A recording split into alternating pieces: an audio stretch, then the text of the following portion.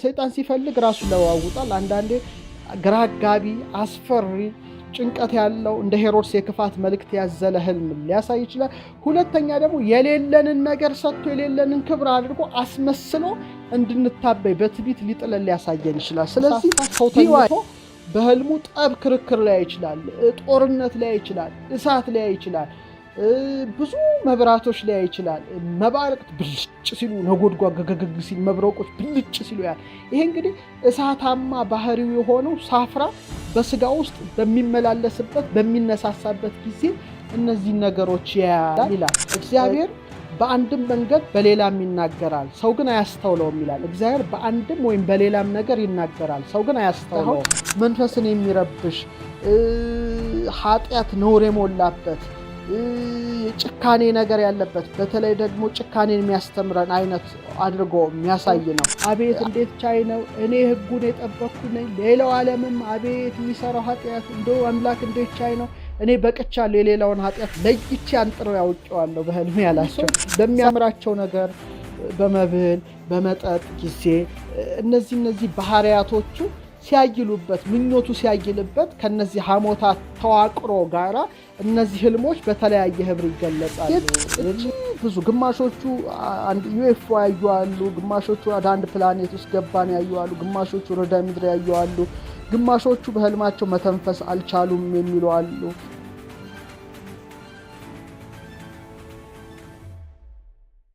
እንደ ኢትዮጵያውያኑ ህልም መልአካዊ ይባላል። ህልም መልአካዊ የሚባል ህልም አይነት አለ። ይሄ እንግዲህ ህልም መልአካዊ የሚሉት ከመንፈሳዊ ፐርስፔክቲቭ ከመንፈሳዊ አስተውሎት ወይም እይታ ስናየው ቅዱስ መጽሐፍ ወይም ቅዱሳት መጻሕፍትን ያማከለ ህልም ብለን ማየት እንችላለን። ይሄ መልአካዊ ህልም ወይም ከላይ ከአምላክ የሚገለጽ ህልም ተብሎም ሊፈታ ይችላል። እንግዲህ በቅዱስ መጽሐፍ ላይ ህልምና ራእይ የእግዚአብሔር ስጦታዎች ናቸው። ይሄ ራሱ ተገልጿል። በተለይ ሐዋርያት ሥራ 2:17 ላይ ይመስለኛል ህልም ራእይ ብሎ ይጠቅሳልና እነዚህ ከአምላክ የሚሰጡ ስጦታዎች ናቸው። ስለዚህ አንዱ ስጦታ ነው። አንዱ ህልም ምንጭ ዲቫይን ሪቨሌሽን መለኮታዊ መገለጥ ከመለኮት የሚገለጽ እንበለው ከአምላክ የሚገለጽ ህልም መልአካዊ ይሉታል።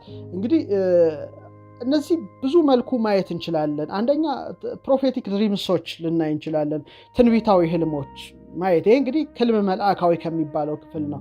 እንግዲህ በተለይ በጣም ስለ ህልም ሳነብ ከገረሙኝ ጥቅሶች መካከል የኢዮብ ጥቅስ ነው። በጣም ደንቆኛል። ይሄ ህልም መልአካዊን ይገልጻል የሚል እምነት አለኝ። በተለይ በ33ኛው ምዕራፉ ቁጥር 14 እስከ 16 አካባቢ ምን ይላል?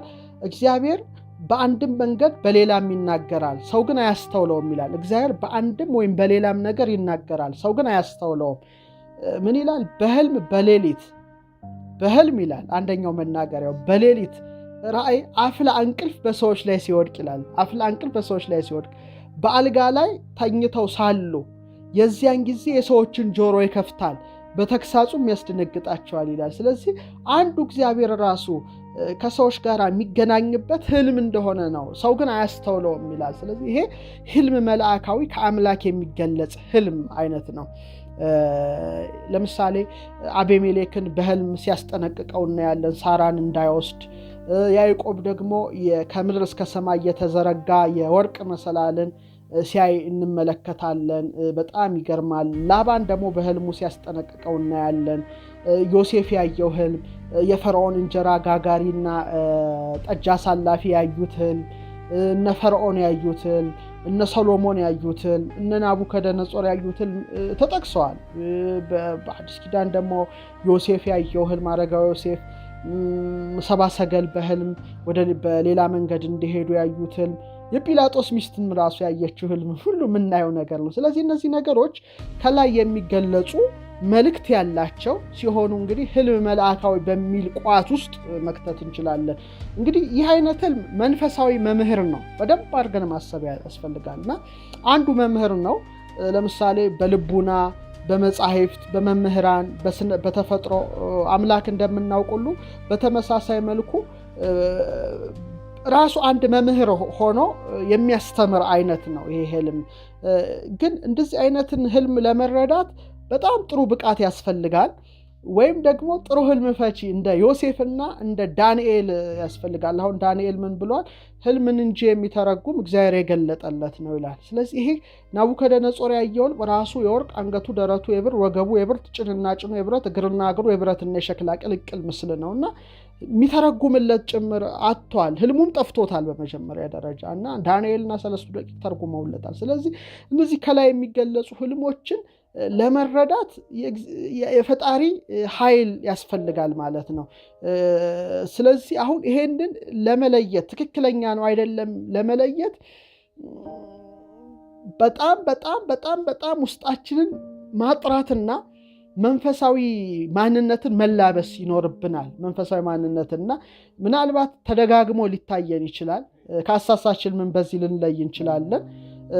ከረቂቁ ዓለም ጋራ የሚያገናኘንም መሰላል አድርገን ልናየው እንችላለን እና ስለዚህ ይሄ አይነት ህልም ወይም ይሄ አይነት ተከስቶ ወይም ቢገለጽልን በደንብ አድርገን ለመረዳት፣ ለማጤን፣ ለመመርመር ጥሩ ብቃት ላይ መሆን አለብን። አሊያም ደግሞ ይሄን ሊያግዘን የሚችል አንድ በጣም መንፈሳዊ ሰው ካጠገባችን ሊኖር ይገባል። እንደነ ዳንኤል እንደነ ዮሴፍ ማለት ነውና ይሄ ህልም መልአካዊ ከእግዚአብሔር የሚገለጠው ህልም ብለን ብናየው የሚያረጋጋ፣ ሰላም የሚሰጥ፣ ትልቅ ሐሴት የሚሞላ፣ ኃይልን የሚያጎናጽፍ፣ ሰዎችን ከክፋት መንገድ ወደ በጎ መንገድ የሚመልስ ነው። ይሄ በጣም በሁሉም ሊታወቅ ይችላል። ይሄ እንግዲህ ይሄ ከእግዚአብሔር የሚገለጸው ህልም ለምሳሌ አንዳንዴ ጲላጦስ ሚስት አሁን ስትጨነቅ ታያላችሁ። ይሄ ከክፉ መንገድ የሚመልስ ቢያስ ማስጨነቁም ለመልካም የሚሆን ህልም ነው ማለት። ይሄ እንግዲህ ከአምላክ የሚገለጥ ህልም ነው። እነዚህ ከአምላክ የሚገለጡ ህልሞች ከአምላክ የሚገለጹ ህልሞችን በደንብ አድርገን ማየት መመርመር ይጠበቅብናል ማለት ነው። የሚያረጋጋ መሆን አለበት። ሰላም የሚሰጥ፣ እፎይታ የሚሰጥ፣ ኃይልን የሚያላብስ ነው ከህልም መልአካዊ በአጠቃላይ የምናየው። እንግዲህ እነዚህ ሶል ድሪምስ የሚባሉ አሉ። ደግሞ መንፈሳዊ ህልም ህልሞች አሉ። እንግዲህ ሰው ልጅ በፈተና ውስጥ ያልፋል። ስለዚህ በዚህ መልኩ ህልም መልአካዊ ሊለይ ይችላል ማለት ነው፣ ከአሳሳችሁ ህልም ማለት ነው። ሌላው ሁለተኛው ህልም ሰይጣናዊ የሚባል ህልም አይነት አለ። ይሄ ደግሞ በጣም ግራ አጋቢ፣ በሰቆቃ የተመላ፣ በጣም አስፈሪ፣ አስጨናቂ፣ በተለይ የክፋት መልእክቶችን ያዘለ በመሆኑ ልንረዳው እንችላለን። ለምሳሌ እንደ ሄሮድስ ይላሉ በጣም የክፋት ነገርን ይነግረው ነበረ። ይሄ እንግዲህ ህልም ሰይጣናዊ የሚባለው የህልም አይነት ነው። መንፈስን የሚረብሽ ነው። ከአምላክ እንደሚሰጥ የመረጋጋት ህልም ሳይሆን መንፈስን የሚረብሽ ኃጢአት ነውር የሞላበት የጭካኔ ነገር ያለበት፣ በተለይ ደግሞ ጭካኔን የሚያስተምረን አይነት አድርጎ የሚያሳይ ነው።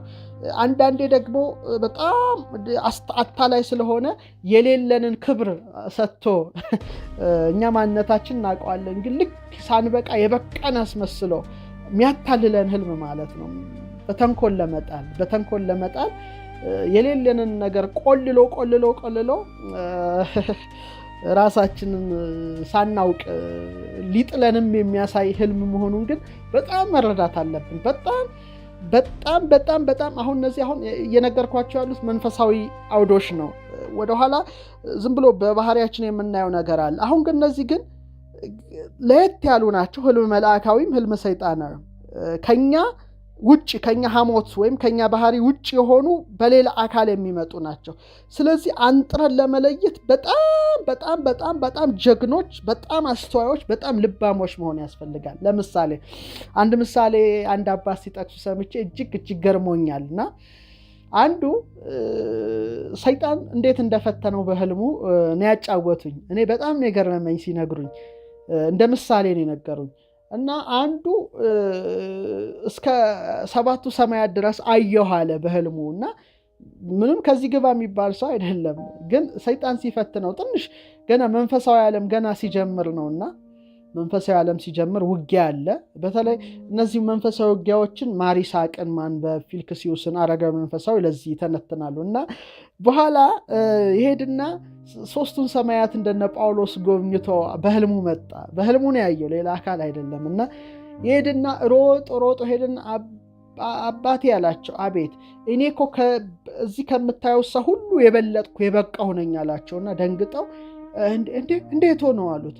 አይ ዛሬ በህልሜ እስከ 3ኛው ሰማይ ድረስ ወጥቼ ያየው። አንተ ወጣየኸው ታዲያ የበቃሁ አይደለሁ አላቸው። አይ አልበቃህም ልጄ፣ ኃጢአት እንደውም በጣም ላይ ሰፍሯል አሉት። ተናዶ ሄደ፣ ተበሳጭቶ ሄደ። በሁለተኛው ቀን ምን ይመለከታል? የዓለም ውስጥ የሚሰራውን ኃጢአት ሁሉ ወለል አድርጎ አጅሮ ያሳየዋል። እየሮጠ ሄደ። አቤት አምላክ እንዴት ቻይ ነው! አቤት እንዴት ቻይ ነው! እኔ ህጉን የጠበቅኩ ነኝ። ሌላው ዓለምም አቤት የሚሰራው ኃጢአት እንደው አምላክ እንዴት ቻይ ነው! እኔ በቅቻለሁ፣ የሌላውን ኃጢአት ለይቼ አንጥሬ አውቄዋለሁ በህልሜ ያላቸው። እሳቸው ግን አስተዋይ ስለሆኑ የሰይጣን ፈተና መሆኑን አውቀዋል። አይ ኃጢአት ብሶብሃል እንጂ አልተሻለህም፣ ይሄማ የብቃት ምልክት አይደለም አሉት። ሶስተኛ ምን አላቸው?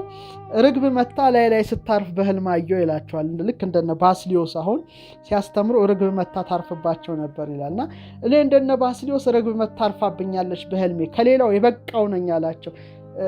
ጣውላ እንጨት መስላሃት ሊሆን ይችላል እንጂ እርግብማ አንተ ላይ በህልም አታርፍም አሉ። ተበሳጭቶ ሄደ። በአራተኛው ግን ከልጅነት እስከ እውቀት የሰራው ኃጢአቱ ተገለጸለትና በጣም አዝኖ፣ መቼም ሁላችንም ኃጢአታችን ብናይ እንደነግጣለን። ያው እንደ መስታወት ወይም ትልቅ ስክሪን ሆኖ የእያንዳንዳችን ህይወት በድብቅ የሰራነው ነገር ግልጽ ተደርጎ ቢታይ ምን ያህል እንደምንሸበር ታውቃላችሁና አምላክ ሁላችንም በደል መሸፈኑ በጣም እናመሰግናለን። እና ከልጅነት እስከ እውቀት የሰራው ኃጢአቱ ታየውና በጣም እያዘነ እየለቀሰ ሄዶ በጣም አባቴ በጣም ዛሬ ያየሁትን በጣም ያሳዝናል። ምን አየህ ልጅ ያሉት። ከልጅነት እስከ እውቀት የሰራሁት ኃጢአቴ ታየኝ ብሎ ሲነግራቸው ልጅ አሁን ገና በቅተሃል ብለውታልና ብቃት ማለት ሰውን መወንጀል፣ ራስን ከባድ አድርጎ ሌላው ማዋረድ ሳይሆን ትሕትናን መላበስ እና የራስን ኃጢአት መመልከት ነው ብለው አስተምረውታል ይባላል። ስለዚህ እዚህ ላይ ነው በጣም መጠንቀቅ አለ። ሰይጣን ሲፈልግ ራሱ ይለዋውጣል። አንዳንዴ ግራ አጋቢ፣ አስፈሪ፣ ጭንቀት ያለው እንደ ሄሮድስ የክፋት መልእክት ያዘለ ህልም ሊያሳይ ይችላል። ሁለተኛ ደግሞ የሌለንን ነገር ሰጥቶ የሌለንን ክብር አድርጎ አስመስሎ እንድንታበይ በትዕቢት ሊጥለን ሊያሳየን ይችላል። ስለዚህ ቢዋይስ በጣም እንደ እባብ ልባሞች መሆን እዚህ ላይ ነው፣ እዚህ ላይ ያስፈልጋልና ብልህ ሰው አይወድቅም፣ አይታለልም። በጣም መጠንቀቅ ያስፈልጋል። ስለዚህ እዚህ ላይ መጠንቀቅ፣ ማየት፣ መመርመር፣ ማንጠር የኔ ድርሻ ነው፣ የእናንተ የምትመለከቱት ድርሻ ነው። ሶስተኛው ህልም አይነት ህልም ሐሞታዊ። አሁን የኢትዮጵያውን ዶክመንት ነው የምነግራችሁ። እነዚህ እንግዲህ ከአራቱ ባህሪያት የተነሳ የሚታዩ እንደሆኑ ቀደምት የኢትዮጵያ ሊቃውንት በዝርዝር ጽፈዋል። በተለይ መጽሐፈ ፈላስፋ ጠቢባን አለኝ። እሱ በጣም የሚገርመኝ በግዕዝ የተጻፈ ዶክመንት ነውና እዛ ላይ ከአራት ነገሮች የተነሳ ህልም ይታያል ይላል። ደም፣ በልቀም፣ ሳፍራ፣ ሳውዳ ይላል። ግዕዙ እንዲህ ይላል። ህልሞች አለ ከነዚህ አራቱ ባህሪያት ይወለዳሉ ይላል። ወሶበያን ሳህስ ደም በውስተ ስጋ ዝውቱ ጠባይ ደማዊ ይሬኢ በንዋሙ ግብረ ሰናይ ወመስተፍስሒ ወአዲ ይሬኢ ህብራተ ቀያሃተ ወጻአተ ደምሂ ይላል። ወሶበ አንሳይሳ ሳፍራ ዝውእቱ ጠባይ እሳታዊ ይሬኢ ተጋዞተ ዋጽባይተ ወእሳተ ወህብራተ ብዙሃ እያለ ይቀጥላል። ወደ አማርኛ እንመልሰው መሰለኝ። ይሄ እንግዲህ በግዕዝ የተጻፈ መጽሐፈ ፈላስፋ ጠቢባን የሚል አንድ መጽሐፍ ላይ ነው ያገኘሁት። መጽሐፉ ስላለኝ እዛ ላይ ያለውን እንደወረደ ልንገራችሁ። እዛ ላይ ምን ይላል? ህልሞች ግን የሚገኙት ከአራቱ ጠባያት መቀላቀል የተነሳ ነው ይላል። እሳትነታችን፣ ውሃነታችን፣ ነፋስነታችን፣ መሬትነታችን ለማለት ነው። ይኸውም ይላል የደማዊ ባህሪ የሆነው ደም የሚባለው ስጋችን ውስጥ በጣም ሲነሳሳ ወይም ሲመላለስ ሰው ሲተኛ ምናልባት መልካም ስራዎችን፣ አስደሳች ነገሮችን ሊያይ ይችላል። አንዳንዴ በህልሙ በጣም ቀያይ ህብራተ ቀለማትን ሊያይ ይችላል። ደም ከሰውነቱ ሲወጣ ሲፈስ ሊያይ ይችላል። ይህ እንግዲህ ደም የሚባለው የአንድ ደማዊ ባህሪው ሲጸናበት ወይም ሲመላለስበት ወይም ሲነሳሳበት የሚያሳየው ህልም ነው ብሎ ይጽፋል። ስለዚህ ትንሽ ማብራሪያ ልሰጥ እችላለሁ በኋላ። ሌላ እሳታዊ ባህሪ የሆነውን ምን ይላል? ሳፍራ ይለዋል ይገልጽና ሳፍራ በስጋችን ውስጥ ሲመላለስ ይላል ሲነሳሳ ሰው ተኝቶ በህልሙ ጠብ ክርክር ላይ ይችላል፣ ጦርነት ላይ ይችላል፣ እሳት ላይ ይችላል፣ ብዙ መብራቶች ላይ ይችላል። መባረቅት ብልጭ ሲሉ ነጎድጓድ ገገግ ሲል መብረቆች ብልጭ ሲሉ ያል። ይሄ እንግዲህ እሳታማ ባህሪው የሆነው ሳፍራ በስጋ ውስጥ በሚመላለስበት በሚነሳሳበት ጊዜ እነዚህ ነገሮች ያያል ይላል። ይቀጥልና ዳግመኛም ይላል ይቀጥላል። በፀሐይ ውስጥ ምሳሌ መታጠቢያ ቤት ውስጥ ፍልውሃ ሊያይ ይችላል። ሲታጠብ በተለይ ግን ፍልውሃ ውስጥ ገብቶ ሊያይ ይችላል። ይሄ እንግዲህ የሳፍራ የሚባለው እሳታማ ባህሪ ሲነሳሳ የሚያሳየው ነው ይላል። ይህ ፍልስፍና መጽሐፍ በመቀጠል በልቀም የተባለው የውሃዊ ባህሪያችን የውሃው ባህሪ በሚነሳሳበት በሚመላለስበት ጊዜ ሰው በህልሙ ባህር ላይ ይችላል፣ ወንዞችን ላይ ይችላል፣ በረዶ ላይ ይችላል፣ ዝናብ ዶፉ ጎርፉን ላይ ይችላል፣ ውርጭ ላይ ይችላል፣ ውሃ ሲጠጣ ላይ ይችላል። የመጨረሻው ሳውዳ የሚባለው ደግሞ የመሬታዊ ባህሪ ሲመላለስበት ይላል መጽሐፈ ፈላስፋ ጠቢባን ጨለማ ላይ ይችላል። ይሄ ደግሞ ትንሽ ከመሬት ጋር ይያያዛል። ሙታንን ሊያይ ይችላል። የሞቱ ሰዎች በድንገት ያለፉትን ሰዎች ሊያሳየው ይችላል። መቃብራት ቦታ ሊያሳየው ይችላል። የሐዘን ስርዓት፣ የለቅሶ ስርዓት የሆነ የሐዘን ልብሶችን ሊያይ ይችላልና ይሄ ሳውዳ ይሄን ሲያይ ደግሞ ሰውየው ወደ እርሱ ይላል ይበው ፍርሃት ወራድ ፍርሃትና ረአድ ይገባል ይላል። አሁን እንግዲህ እነዚህ አራቱ ሳፍራ፣ ሳውዳ፣ ደም፣ በልቀም የሚባሉ ከአራቱ ባህሪያት የሚመነጩ አራቱ ህልም ሐሞታዊ የሚባሉት ነገሮች በሰውነታችን ውስጥ በሚነሳሱበት ጊዜ እነዛን ህብራትን ያሳየናል ብሎ ይሄ መጽሐፍ ያስቀምጣል። ይህ እንግዲህ ከእግዚአብሔርም አይደለም ከሰይጣንም አይደለም። ህልም መልአካዊ አይደለም፣ ህልም ሰይጣናዊ አይደለም። በጣም መጠንቀቅ ያስፈልጋል። ብቻ ከተገነባንባቸው ውቅሮች የሚመጣ ነው እና አንድ ቅዱስ መጽሐፍ ጥቅስ ሳነብ በጣም ገርሞኛል። ኢሳይያስ 29:8 ላይ አንቡ ምን ይላል? ተርቦም እንደሚያልፍ ሰው ይሆናል ይላል። ተርቦ እንደሚያልም ሰው። አሁን የራበው ሰው ህልም ሲያይ ምን ይላል? በህልሙም ይበላል ይላል። ርቦታል።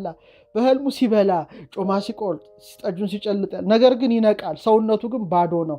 ተጠምቶም እንደሚያልም ሰው ይሆናል። በህልሙም እነሆ ይጠጣል፣ ነገር ግን ይነቃል፣ እነሆም ይዝላል፣ ሰውነቱ አምሮታል ይላል።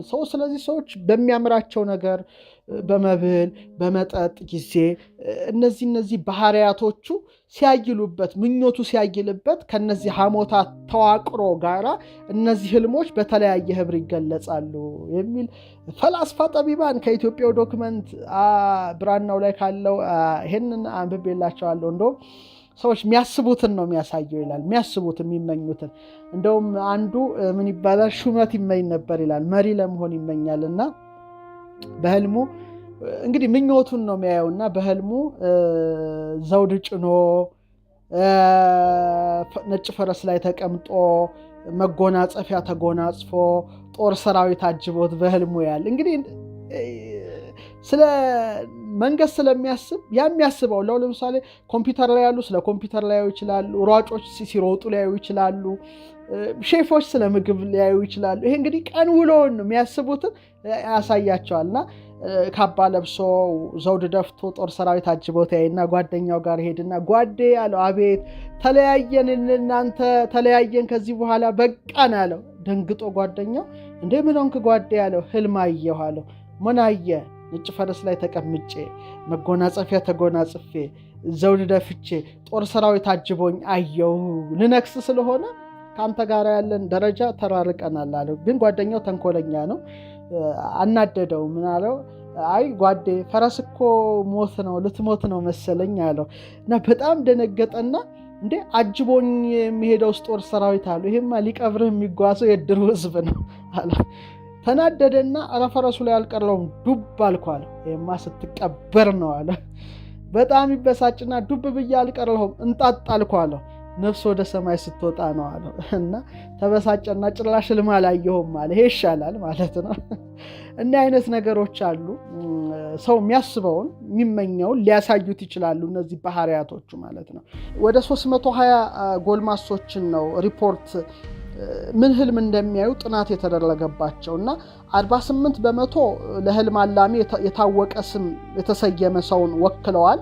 35% በሚሆኑት ባህሪያት በማህበራዊ ሚናቸው ለምሳሌ ወታደር ሊሆን ይችላል፣ ፖሊስ ሊሆን ይችላል፣ ከህልም አላሚው ጋር ባላቸው ግንኙነት ለይተዋቸዋል። 16%ዎቹ አልታወቁም እና 32%ዎቹ በመልክ ተለይተዋል። 21%ዎቹ ካዩትን በጠባይ ለይተዋቸዋል። 48 ደግሞ በገጽ ወይም በፊት ተለይተዋል። 44% ደግሞ በማወቅ ብቻ ተለይተዋል እና 55ቱ ካዩት 55 መካከል አንዳንዶቹ ትምህርት ቤት ውስጥ ሆነው አይተዋል። ይሄ ኖርማል ህልም ነው። አስተማሪዎች ሆነው አይተዋል። ማጥናት ውስጥ አይተዋል። ሁለተኞቹ ሰዎች ሲያሳድዷቸው አይተዋል። አንዳንዴ ደግሞ ጾታዊ ግንኙነት አይተዋል። መውደቅ ሲወድቁ ደግሞ አይተዋል። ይሄ እንግዲህ እነዚህ ብዙ ሰዎች በአንድ ላይ ያቀረቡት የህልም ሪፖርት ነው። ግማሾቹ ደግሞ ዘግይተው ሲደርሱ፣ ግማሾቹ በህይወት እያሉ የሞተ ሰው ያዩ አሉ። እንግዲህ በህይወት እያለ የሞተ ሰው ማለት ነው። ግማሾቹ በአየር ላይ ሲበሩ ሲወረወሩ ያዩ አሉ። ሌሎቹ ደግሞ ገደል አካባቢ ደርሰው ለመውደቅ አፋፍ ላይ ሲሆኑ፣ ግማሹ በአካላቸው ላይ ጥቃት ሲሰነዘር አይተዋል። ግማሹ እርቃናቸውን ሆነው አይተዋል። ግማሾቹ ሲበሉ አይተዋል። ግማሾቹ ሲዋኙ አይተዋል። ግማሾቹ ነፍሳትን ሲያዩ አይተዋል። ግማሾቹ ጥርሳቸው ሲወልቅ አይተዋል። ግማሾቹ ደግሞ ሲታሰሩ አይተዋል። ተገቢ የሆነ ያልሆነ አለባበስ ለብሰው አይተዋል። እንደገና ደግሞ ህፃን ሆነው ያዩም አሉ። እንደገና ተወልደው ህፃን ሆነው ያዩ አሉ። እኔ እንግዲህ ሪፖርቱ ነው እና አንድ ላይ አጠኗቸው። ግማሾቹ ደግሞ መጸዳጃ ቤት ሆነው አይተዋል። አፍረው አይተዋል። እሳት ያዩ አሉ። ብዙ አይነት ነገሮች አሉ። እንግዲህ እነዚህን ሁሉ መዘርዘር አልችልም። በግማሽ ነቅተው በአልጋ ላይ እጅ እግራቸው ተሳስረው ያዩ አሉ። ማዕበል ውስጥ ያዩ አሉ። የተቃራኒ ጾታ ያዩ አሉ። ገንዘብ በህልማቸው ሲያገኙ ያሉ እና ይሄ ሁሉ ጥናት የሚያሳየው ምንድን ነው? ሰዎቹ እንግዲህ እነዚህ የሰውነታቸው ባህሪያት በሚያሳያቸው ልኬት እጅግ ብዙ፣ ግማሾቹ ዩኤፍኦ ያዩ አሉ። ግማሾቹ ወደ አንድ ፕላኔት ውስጥ ገባን ያዩ አሉ። ግማሾቹ ርዕደ ምድር ያዩ አሉ።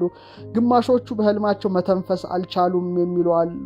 እንግዲህ ከ1956 እስከ 2000 ድረስ ያጠኑት ጥናት ግን በህልም በብዛት ሲበሩ ያዩ ሰዎች ናቸውና በመቶኛ ጭማሪ ጨምሮ ሪፖርቱ አይተዋል እና ግማሾቹ በአየር ላይ ሲጓዙ አይተዋል። እንግዲህ እነዚህ ሁሉ የህልም አይነቶች፣ የህልም ዝርዝሮች እንግዲህ የተጠኑ ናቸው። አብዛኛው ጥናትና ምርምር ከተደረገባቸው ሰዎች መካከል አብዛኛዎቹ እነዚህን ህልሞችን አይተዋል። እንግዲህ ምን ያህል ትክክል ነው አይደለም የሚለውን እናንተ እዩት።